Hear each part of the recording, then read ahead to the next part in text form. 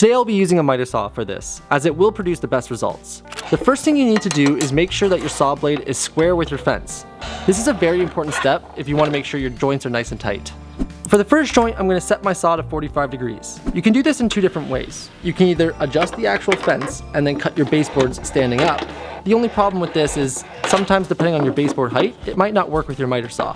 The other option would require your miter saw to have the bevel feature. When you do this, you'll set it to 45 degrees, but this time you're going to lay your piece flat on top of your miter saw. If you're doing it this way, don't be ashamed if you mess up. I've messed up countless amounts of times. But because we took the time to sketch out our room, this is going to help us big time. So as per our drawing, the right side is going to be butting into the door casing. So we need a straight edge here.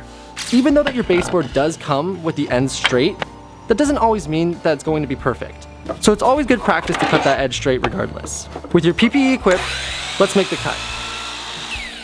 Now that we know we have a nice straight edge, we can measure off of that on the back side of the baseboard, marking the measurement from what we gathered inside. Now this is where the mess ups can happen. Because we want to cut for an inside corner, we want to point the blade towards the side that we measured from. So in this case, to the right. Then we're going to make sure that the piece is secure, and with our finger off the trigger, we're going to bring the blade down to the mark that we just made, and our goal is to split that line in half. This will avoid the piece coming out short because we didn't account for the thickness of the blade. Now raise that saw blade up, pull the trigger, and bring the blade down slowly.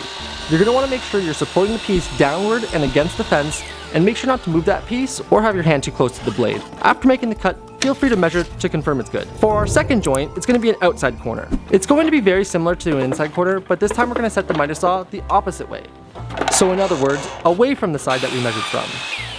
This will produce some sort of like overhang looking angle. The third and final joint we're going to talk about is the flat joint. Depending on the length of your baseboard, there will be times where you'll need to use two separate pieces across a single wall. This is normal, and this is when a flat joint will come in.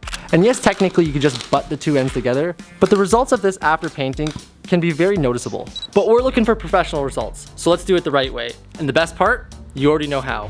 For this, we're going to have one side as an outside corner cut, and the other as an inside. Typically, it's better to do the inside corner first, and then the outside corner on top of it. This will ensure a nice and clean finish, which will blend in once painted. But there is another step to make this truly disappear, which I'll get into later.